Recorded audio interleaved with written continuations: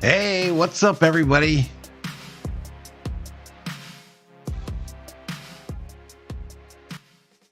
Raven from Valhalla Sportscast podcast. It's Thursday, June 8th, 2023. Season 1, Episode 5. Season 1, Episode 5. And we're a little early because we got a Dodgers live stream at 9:35 today. Kerm checks in. Says Cook got cut. I know that, bro. I can combat in the house. So this is episode 5 of these podcasts. This is a just rip it and go one, pretty much. Because of the stream I've got coming up here in just a little bit. But yeah, we'll just get right into it and get this thing posted. Football on the agenda. 91 days until the start of the NFL draft. Of the NFL season, excuse me. Might take me a while to get woken up here, y'all. 79 days until the start of NCAA football. As Kerm mentioned in the chat, Minnesota Vikings plan to release one Dalvin Cook, the chef, on tomorrow. They have the paperwork done. They will try throughout today to find a trade partner. If that does not occur, an outright release will occur tomorrow. Vikings going to move up to about $16 million in cap space with this move. It's a $9 million savings for them. And Alexander Madison's going to tote the rock. And they've got some rookies behind him. Chandler is one of them. Big news came out yesterday. Big rumor anyway. Harry Styles might be the headliner for the Super Bowl halftime show in 2024.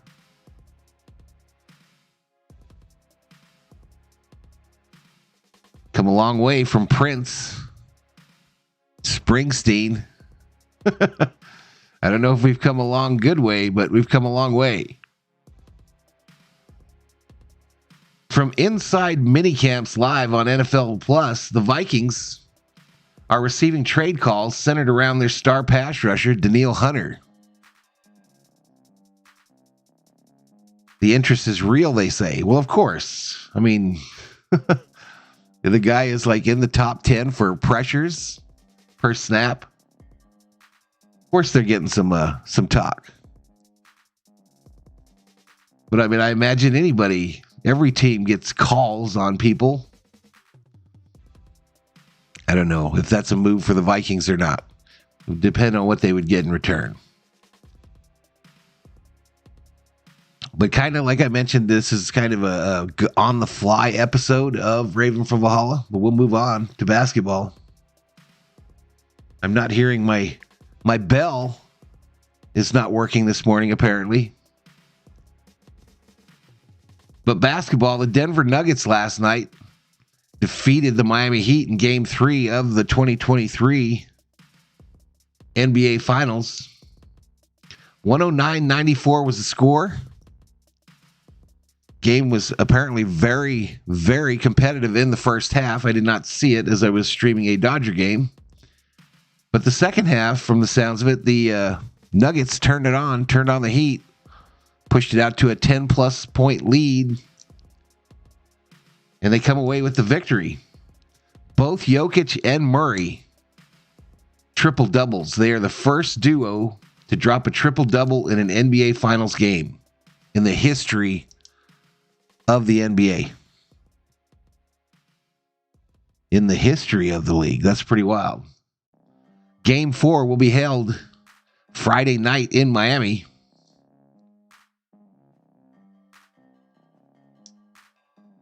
Other big news in the NBA. Phoenix Suns have notified Chris Paul that he will be waived. Future Hall of Famer, I don't know.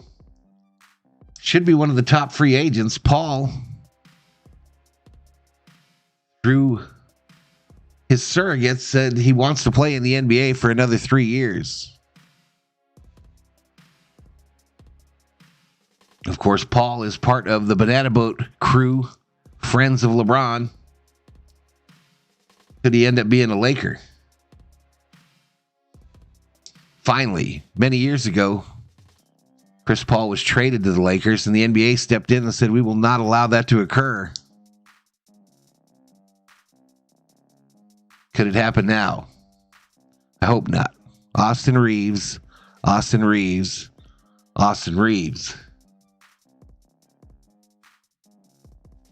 Moving on quickly. Hockey. Game 3 of the Stanley Cup Finals is tonight. Tonight in Florida. Vegas leads that series 2-0. You got to think it is at this point a must-win. As must as it can be without it being an elimination game for the Panthers. Just Bill checks in. Tommy Monahan. Yeah, interesting name. I went too far. I forgot all about in the basketball thing. Let's go back one. Let's go back to basketball. I forgot to mention the whole name of the video. Other news in the NBA yesterday. Adult film star Mariah Mills exposes Zion Williamson for having a baby with another woman instead of her. Zion in Instagram yesterday. There's a picture of him with a girl. They're doing a gender reveal for their baby. And old Mariah Mills says, yo, wait a minute. Wait a minute. You're my man. You're supposed to be my dude. So away they went. Back to the deal. Baseball.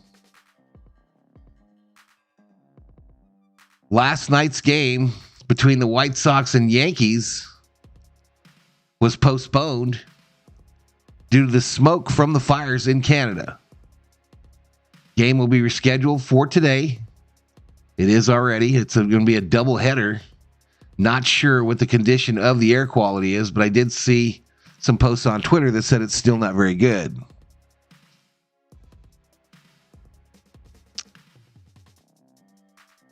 The Dodgers, my Dodgers, many of our Dodgers, lost their 4th straight game last night. Second game that was a walk-off in the 9th. Dodgers now 2 games back of the Diamondbacks in the National League West. The problem is that bullpen, y'all. The bullpen is the issue. Part of it anyway. Noah Syndergaard put on the 15-day IL. Dodgers back at it today at 9:35 a.m. my time. A game that will be streamed live here on Valhalla Sports Talk.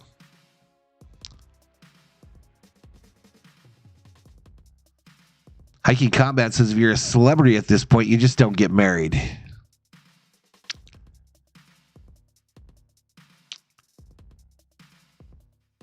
Second walk-off in a row, though. The big news of this Dodger-Red series, though, other than the Dodgers losing and getting walked off twice in 2 nights, is Elly De La Cruz. Rookie makes his debut in Game 1. Has an excellent game in that one. Then last night, he damn near hits a baseball all the way out of the Reds ballpark. Only thing that stopped it was a fan who caught it. And if he wasn't there, it'd have been a chain link fence behind him that prevents the patrons from falling out of the stadium. But De La Cruz and Benson are the first Reds teammates to hit their first MLB career home run in the same game since 1907. since 1907. That's a long time, y'all. That's over 100 years. Still didn't find out the adjudication, the decision on the fan that caught De La Cruz's home run. I haven't seen what he negotiated. I did see him negotiating during the game with the staff from the Reds. It didn't look like it was going well as it was occurring, as the young man was pretty steadfast, it looked like, in wanting to hold on to that ball.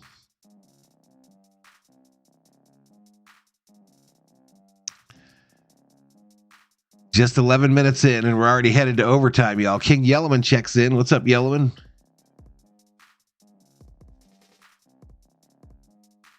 All right, it's overtime, y'all. Overtime. Michael Rubin. He's the CEO of Fanatics. Fanatics, of course, the group you buy your jerseys, your hats, your sports memorabilia from. Michael Rubin gifted Antonio Griezmann, he's a French soccer player, a $1,200 box of 2023 Topps Sterling baseball cards. So check this out. Rubin, CEO Fanatics. Fanatics owns the rights to Topps baseball cards. So they're producing these cards. If you and I want to go out and buy a box of 2023 Topps Sterling baseball cards, it costs us $1,200 plus tax. He gives one to this soccer player, Antoine Griezmann. Already a millionaire, of course. One of the best French soccer players on earth. And Mr. Antoine Griezmann starts opening packs. And he magically pulls out a one-of-one Jackie Robinson card. One of one. The hardest pull in 2023 Topps Sterling. Handed to Antoine Griezmann, $1 million soccer player, and he pulls the crown jewels, in essence, out of this pack. A one-of-one Jackie Robinson. His signature is autograph, authentic. That's some bullshit, y'all. That is some straight up bullshit. You talk about a rigged system. I collected cards, sports cards, a lot in the 80s, y'all. Lost a pretty penny. You have the guy that runs the company, that makes the product, giving a box, an unopened box, to a millionaire who then pulls the crown jewel of that entire production run. Bullshit. Bullshit.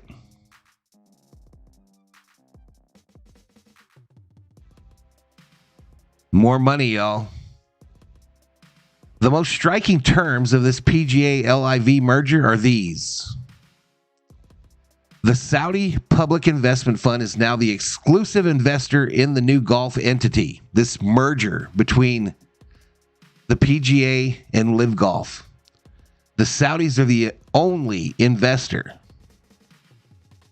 The fund has the right of first refusal on any new investment. So the Masters golf tournament, as an example,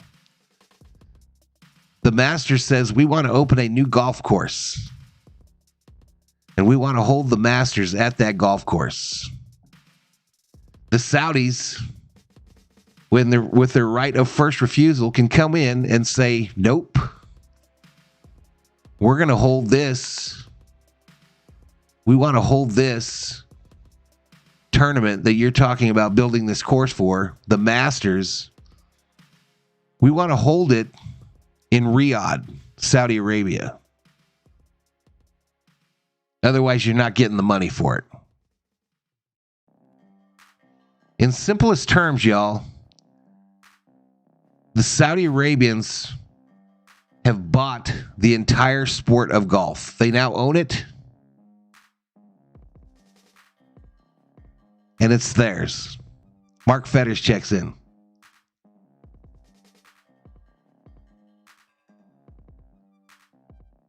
All right, the other big news yesterday, Messi is coming to America.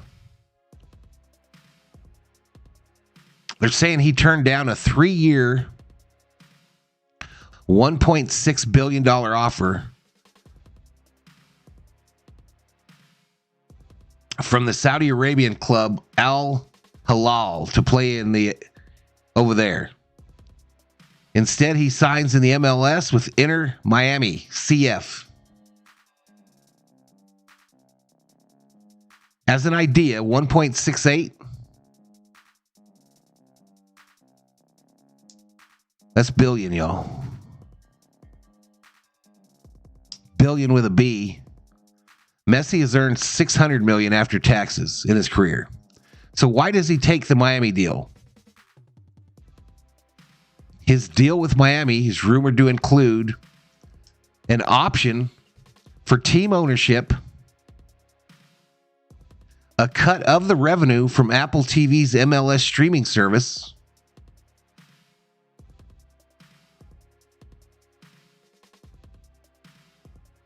does that add up? Of course it does. Over time, it would add up to more than 1.68.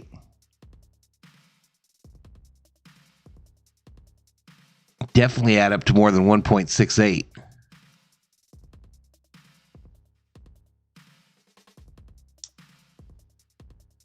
And all the talk, y'all, all the talk has always been the Ronaldo versus Messi argument. Well, they're both done in the European leagues now. In the 5 European leagues that they both played in, the top 5 leagues, Messi's going to finish with one more goal than Ronaldo. A singular, one more goal than Ronaldo. Thank you for the subscription, Shady Lane Homes. A singular goal, though. 496 goals for Messi. 495 for Ronaldo. Isn't that wild, y'all? Isn't that wild? Nate the Great says tickets for Miami game are $29, and now they went to $300. Correct. On their Twitter page as well. Miami, whatever that shit's called, FC or whatever. Their Twitter page went from 1 million followers to 5 million followers in a day. Hiking Combat says he got a deal with Adidas too. Truth.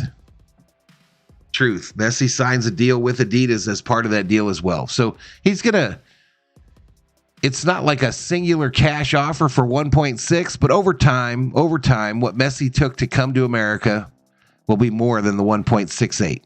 It'll just take some time, probably more than 3 years. But I thought it was very interesting that the goal difference between Ronaldo and Messi was 1 in their time in Europe.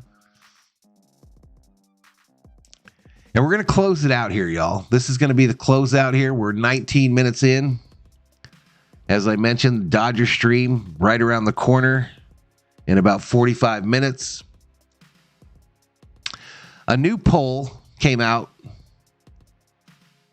that says that nearly half of the voters in America would consider a third-party candidate over either Donald Trump or Joe Biden.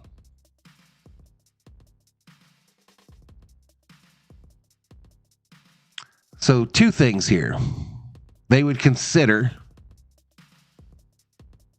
and the second thing, a third-party candidate. That's all well and good, y'all. In the last 5 election cycles, I voted for a third-party candidate 2 times.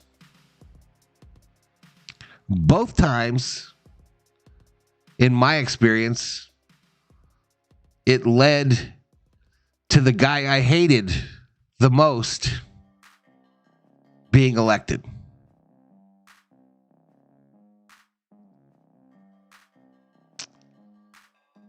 We got it all screwed up, y'all. We've got it all screwed up here. This two-party system is bullshit.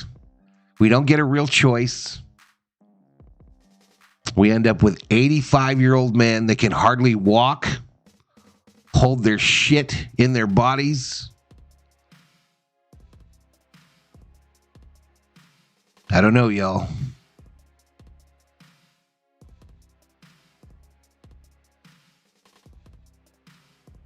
I just don't know.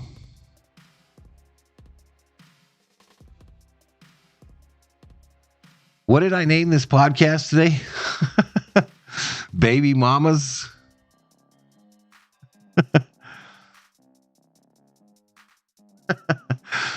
The Baby Mommas, Porn Stars, and Smoke?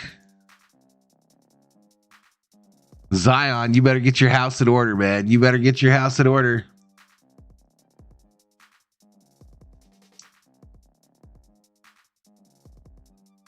I'm out of here, y'all. We'll see you in just a few. Have a great rest of your Thursday. We'll be back tomorrow for more Raven from Valhalla. Thank you for tuning in to today's episode of Raven from Valhalla, a Sportscast podcast. I appreciate you taking some time out of your busy day. If you're watching today's show on YouTube, please subscribe to the Valhalla Sports Talk YouTube channel. Give the video a like and turn on notifications so you know when Valhalla Sports Talk posts videos or goes live.